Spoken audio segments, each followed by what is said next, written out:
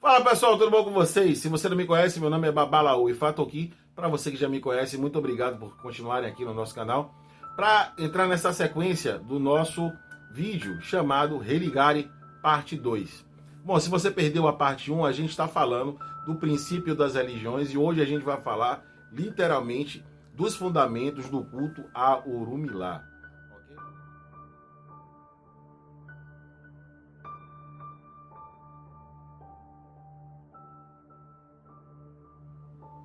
Muito bem, senhoras e senhores, a princípio não esqueçam de, se você não é inscrito no nosso canal, se inscreva, compartilhe esse vídeo com outras pessoas, que é muito importante que a gente comece a difundir mais informação e informação com coerência, que é a melhor coisa. Bom, para princípio de história, como eu já citei para vocês, se você já é inscrito, clica nessa sinetinha, porque às vezes o YouTube não entrega. O YouTube quer saber se há relevância nesse vídeo. Então, se você dá like, se você compartilha, isso quer dizer que esse vídeo começa a ter relevância, então várias outras pessoas vão aprender e a gente vai começar a fazer o culto um pouco mais dentro dos padrões da onde foi que veio. A gente está bebendo água na fonte e quero dizer para vocês o seguinte: esse vídeo está sendo baseado em experiências pessoais minhas, baseados em pesquisas, informações e sempre com fatos coerentes. Não é um machista que está falando para vocês, é uma pessoa que estuda e que vive do sacerdócio, ok? Vamos voltar a muitos anos lá atrás. A gente está falando do século II, século III antes de Cristo. Bom, muita gente não sabe, mas o tempo para a gente aqui, os ocidentais, começou a ser contado depois da crucificação de Jesus Cristo. Então, trabalhamos dentro do calendário gregoriano. Bom, é bom que vocês entendam que esse calendário gregoriano funciona para alguns povos. Outros que vivem ainda em sua raiz medieval, como por exemplo, a própria Nigéria tem dois calendários.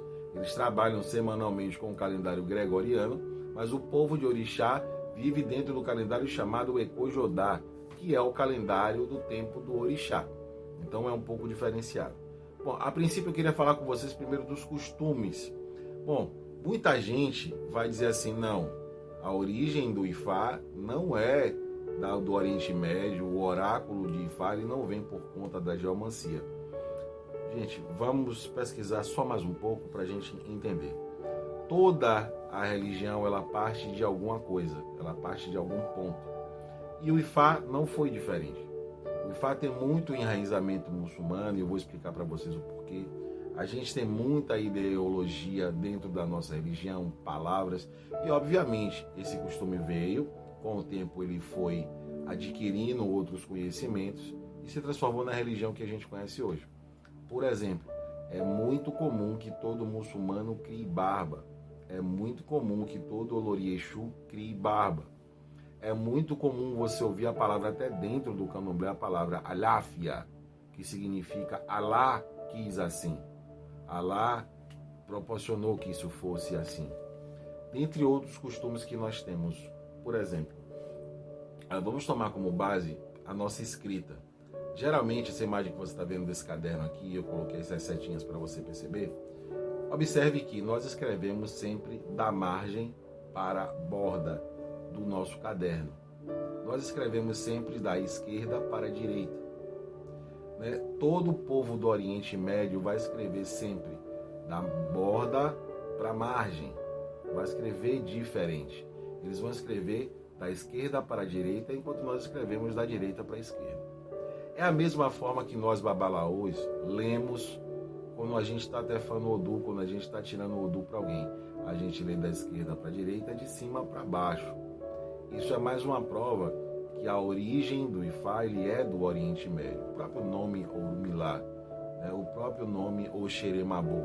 Você vai perceber que são nomes que acabam sendo misturados por conta da etimologia das palavras e por causa da origem delas. Você vai perceber que algumas coisas que a gente fala dentro da nossa religião está ligada muito ao dialeto muçulmano, algumas palavras muçulmanas. Vou dar um outro exemplo aqui, a nossa roupa, por exemplo. Essa bata que você está me vendo vestida aqui, que eu acho muito bonita, mas não é um costume nigeriano.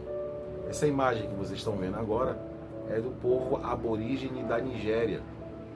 Perceba que as roupas são totalmente diferentes e que com o tempo essa questão vai mudar. Essa outra imagem que vocês estão vendo aqui, você já está vendo um europeu junto com os negros. Olha a forma da que ele se veste e a forma que os negros aborígenes se vestiam. A influência muçulmana é tão grande que dentro da Nigéria hoje a gente tem vários compartilhamentos religiosos, como por exemplo, o catolicismo, o islamismo está inserido dentro da cultura da nigeriana, o culto do Orixá, o culto de Orumilá e o culto evangélico, sobrando apenas para a parte religiosa 0,3%. Esse foi o último censo realizado, se eu não me engano, em 2012, o censo religioso. Então, observe, a própria forma que a gente se veste é o enraizamento muçulmano. Quando você chega na Nigéria e você percebe que um babalaô, um líder de alguma tribo, ele pode se casar com mais de 20 mulheres e dependendo do Odu dele. Por exemplo, quem é filho nascido no Odu Ediobê, que é meu caso, o Odu vai dizer o seguinte, que nós podemos casar até com 20 mulheres. Agora, não é simplesmente você chegou lá e casar com 20 mulheres. Tem o fato de que você tem que sustentar as 20 da mesma forma e cada uma tem que saber da outra. Isso não abre margem para nenhum tipo de pensamento diferente. Não, então eu posso ter a minha esposa e posso ter casos acerca do meu casamento. Isso não é permitido, porque o IFA é muito claro quando ele fala na lei de Cafum. O IFA também respeita as leis do país onde ele está. Mas se você é brasileiro, por exemplo, e é do Ediobê, está dizendo que você pode ter 20 mulheres, mas a legislação do país está dizendo que se você casa mais de 2 vezes é bigamia e você pode ir preso por isso. Ou seja, as leis que estão inseridas dentro do culto a Orumilá, elas se limitam também às leis do país onde ele está sendo praticado. Então, a gente tem que entender um pouco mais a nossa religiosidade. Vamos dar um exemplo. Já falei aqui para vocês da forma da roupa, já falei até pelo costume também da alimentação. Por exemplo, o muçulmano, ele tende a comer com a mão. Mas espera aí, eu vou explicar para vocês o seguinte. Certa vez eu trabalhava embarcado, eu era chefe de cozinha de uma embarcação. E subiu 3 engenheiros que eram do Oriente Médio e 2 eram da Índia. Então todos eles tinham o costume de comer com a mão, mas tem um pequeno detalhe. Nós brasileiros abominamos isso, né? Porque com a mão a gente se limpa, com a mão a gente lava as coisas. Só que tem um pequeno detalhe. Eles têm, por natureza deles, a mão que eles se limpam, a mão que eles se lavam, não é a mão que eles comem.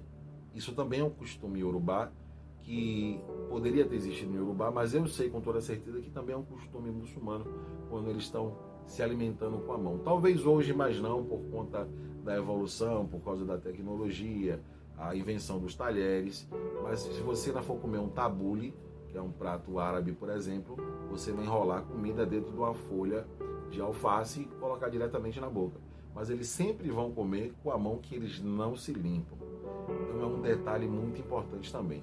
Dentro do candomblé, quando a gente é iaô, geralmente, na maioria das vezes, eu fui criado ou comendo com a mão ou usando uma colher, né, que geralmente é o que a criança usa para poder se alimentar.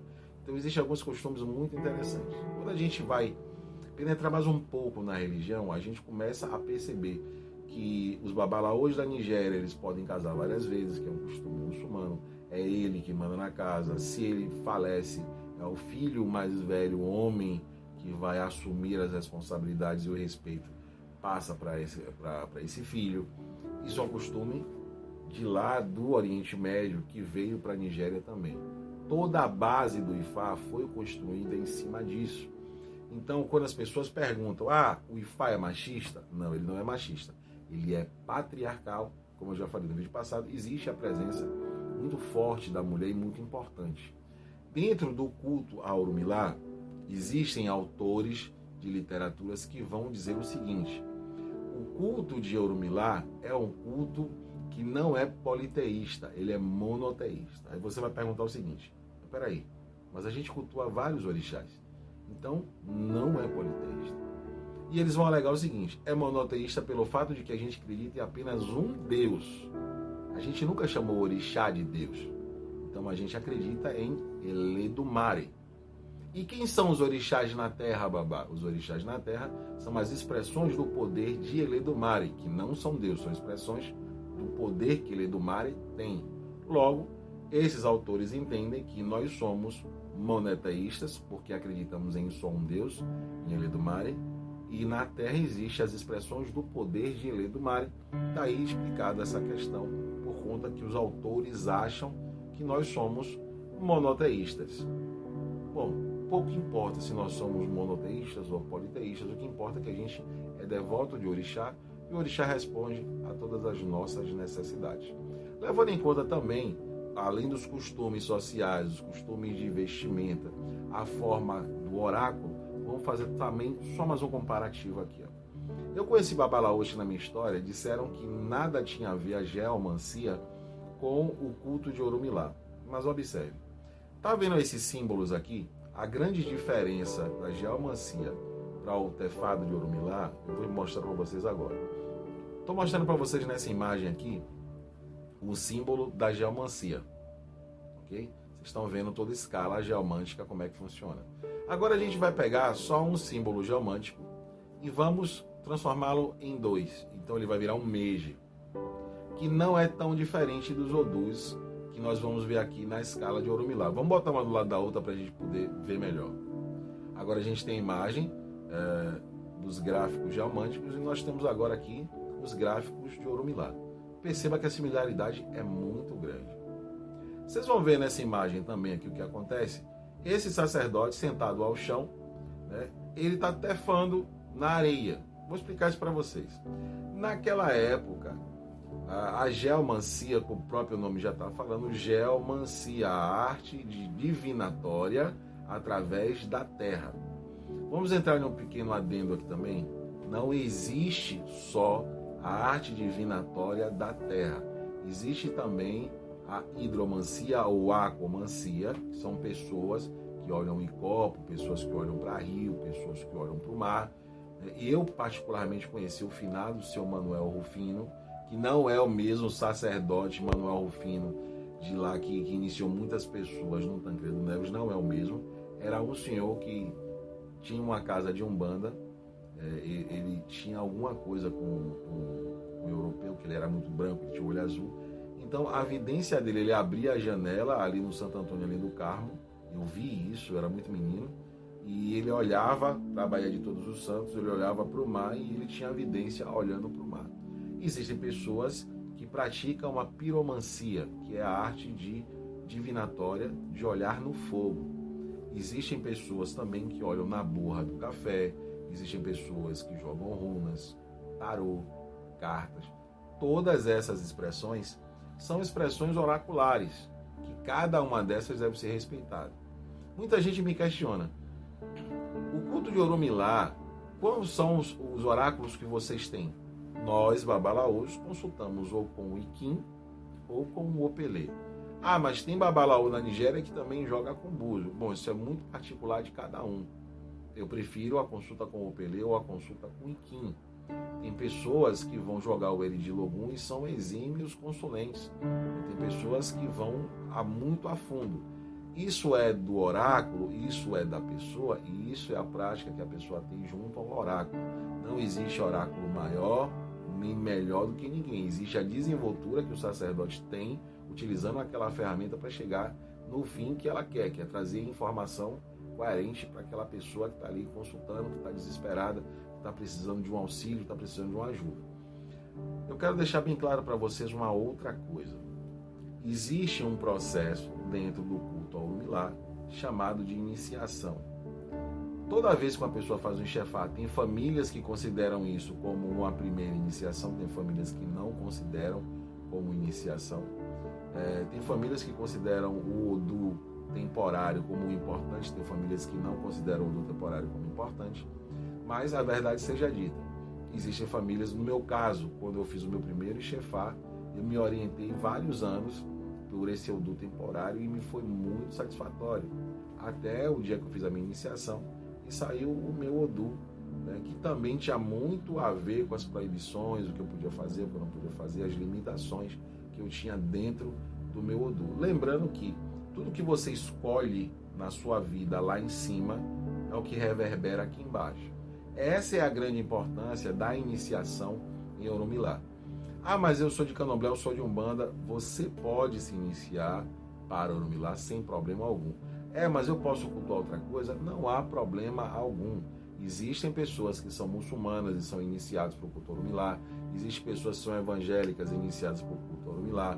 Existem pessoas que são católicas e iniciadas para Orumilá. E aí existe uma diferença muito grande. Existe o Omó-Ifá e existe o Aô-Ifá. Omó-Ifá é a pessoa que se iniciou para ter Ifá para a vida dela. É a pessoa que é um sacerdote de Candomblé, um sacerdote de Umbanda. Foi lá, se iniciou, fez Itefá para conhecer a vida dela, para saber o que a vida dela traz, descobrir os segredos da própria vida, do próprio Ori dela. Aprender de que forma eu posso cultuar o meu Ori, de qual os ebós que eu posso fazer para o meu Ori, qual os ebós eu posso fazer para que minha vida funcione, para que tudo funcione. Esse é o Omó-Ifá, a pessoa que foi iniciada e teve Ifá para ela. Existe o Aô-Ifá. O Aô-Ifá é a pessoa que já nasce com a predestinação ao sacerdócio. A pessoa já nasce com a vocação para exercer a religião. E aí a gente entra na parte do religário. A nossa religião, ela não abre margem para má interpretação de nada.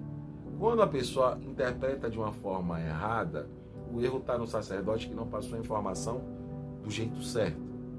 Não se pode vender uma religião, não se pode dizer que uma iniciação vai mudar a vida da pessoa. O que muda a vida da pessoa é o comportamento dela, o enquadramento dela, com o alinhamento que o Ori dela já está programado, porque assim ela escolheu. Vamos dar um exemplo aqui. O que é que a gente que é devoto de Orumilá acredita? Quando a gente vem para a Terra, a gente busca a nossa afinidade maior. Seria isso. Vamos dar um exemplo aqui. Supomos que você é um mecânico, supomos que você é uma enfermeira, não importa a profissão que você seja. E aí você recebe uma oportunidade da seguinte forma: fulano ou fulana, existe uma vaga lá nos Estados Unidos, vocês vão ganhar em dólar, a empresa vai pagar tudo para vocês, existem vagas do seu perfil. Mas vamos supor que você seja advogado e recebeu a chance para trabalhar lá nos Estados Unidos ganhando em dólar. E aí eles vão lhe perguntar assim, tem uma vaga para mecânico, tem uma vaga para enfermeiro e tem uma vaga para advogado. O que é que você escolhe para viajar para lá? Obviamente, se eu sou advogado, eu vou trabalhar com o que eu já sei, com a minha facilidade. É a mesma coisa quando a gente está lá em cima na casa da gente, porque isso é citado dentro do EDIOB. Aqui nós estamos no mercado de Aquecem e a nossa casa é no Orum. É por isso que a gente tem sonho, que a gente vai entrar nesses detalhes na parte 3 do vídeo. Mas para que você entenda.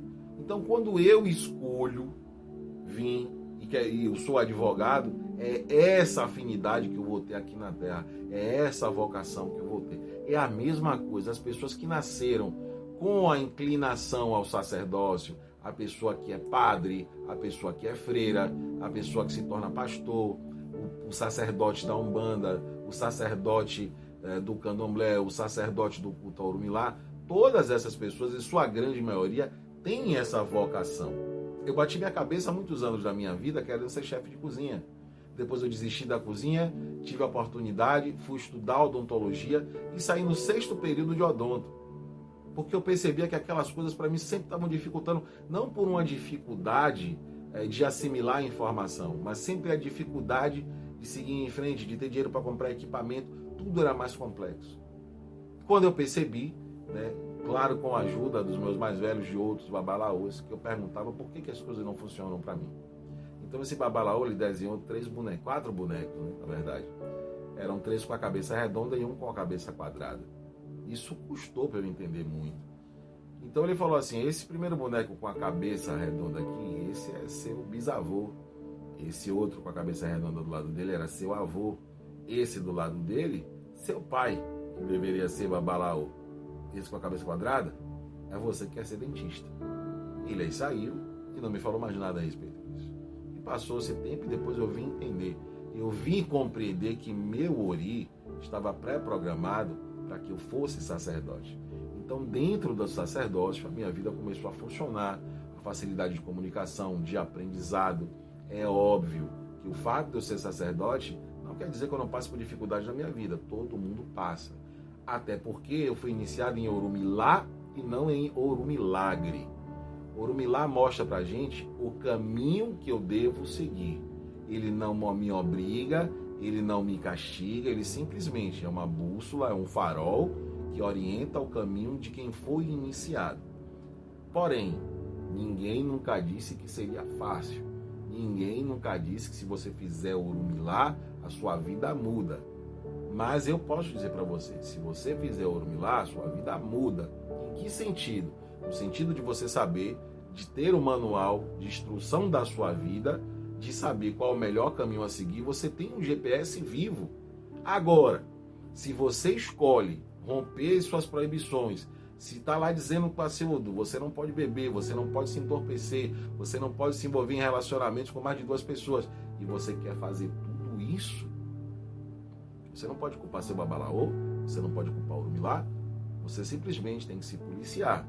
Repito mais uma vez, ninguém falou que seguir orixá seria fácil, mas também não é tão difícil quando a gente entende. É necessário que a gente se autodiscipline, é necessário que a gente compreenda o nosso caminho, até porque todo sacerdote precisa estar equilibrado para ajudar outras pessoas.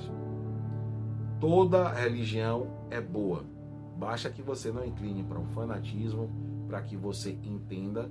Toda religião tem o seu sentido filosófico, que é a parte que eu particularmente acho, isso aqui é muito fantasioso, que é a parte religiosa, é a parte do milagre, da santificação. Existe a parte filosofal, que é a parte do entendimento, do raciocínio, do pensamento, que te leva a imaginar se tem coerência ou se não tem. Será que isso aqui tem lógica? Será que não tem? E toda vez que eu vejo um babalao falar assim para mim, não, você é muito cientista, você não pode ser cientista se você é um religioso. Religioso acredita no milagre. E eu sempre questiono essas pessoas. Mas você sabe por que eu estou no Ifá? É porque cientificamente eu tenho prova de que o Orumilá existiu na Terra. Eu tenho prova de que o que o Orumilá fala dentro de cada Odu, ele vivenciou na Terra. Então, você vai ver Odus, por exemplo, dentro de Ejiobê, vai contar que a mãe de Orumilá levou ele até um consulente, levou ele para visitar um oráculo, para saber porque as pessoas estavam falando mal dele. Ele vai saber porque foi que ele sofreu na vida. Então, Orumilá, ele viveu na terra, ele aprendeu. E depois você vai ter vários Odus, vários Itãs dentro de Orumilá, dizendo que quando Orumilá ele vai para casa, ele volta para o céu, ele leva o oráculo, ele explica para as pessoas, ele deixa o oráculo na terra, ele vai criar todas as extensões que conhecemos hoje como Odu, ele vai deixar todas as regras, ele vai deixar todos os conselhos aqui na terra e leva esse conselho também para o Orum. É quando ele vai falar para os mais antigos dentro de Cafum. Os mais antigos foram avisados que não fizessem tal coisa, porque os levariam à morte. Os mais antigos foram alertados que não fizessem tal coisa, porque os levariam à morte. E esse entendimento é o que falta para as pessoas. As religiões têm o seu conceito literário, é o que realmente eles acreditam que aconteceu, e o seu conceito filosófico, que é o conceito histórico, informativo, que fundamenta toda a religião.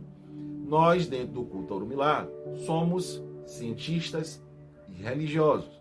Acreditamos na religião, mas existe a parte histórica e filosófica que nos impulsiona, que nos prende na terra e que perceba, com esse fundamento aqui, eu acredito, agora muito mais forte, que realmente o que está sendo escrito foi vivenciado. Eu não estou falando aqui das histórias de, por exemplo, o Dudu veio do céu, jogou um saco de areia na terra, e uma galinha veio e fez isso. Essa é a parte santificada. A parte histórica é que houve uma invasão realmente por Oduduwa, invadiram a cidade de Ireifé, tomaram o poder matando primeiro o Obatalá. Você quer saber um pouco mais sobre essa história que eu estou contando para vocês aqui? Vai lá no meu vídeo chamado Possível Gênese Yorubá. Eu estou explicando um pouco mais a respeito disso para que você entenda. Ou seja, a nossa religiosidade é baseada em fato, não simplesmente não achei porque era. Se questione, se questione. Alguns itãs não fazem o menor sentido. será que realmente Naamã saiu e pariu Baloí na beira da praia? Aí você percebe que a cidade do Benim não tem praia aonde Naamã de onde Naamã é oriunda, de onde ela veio. Então ela teria que ter andado mais ou menos uns 8 meses, passado por várias outras tribos inimigas, passado por vários problemas até chegar na praia, que é no Golfo do Benin, que é bem mais longe, tivesse uma criança e ter deixado lá. Então existem algumas coisas que a gente precisa usar um pouco da coerência. Eu não estou te dizendo que eu estou o tempo todo aqui falando para depois ninguém pegar 16 segundos do vídeo e tirar totalmente do contexto. Eu não estou te falando que os itãs não nos ajudam a raciocinar.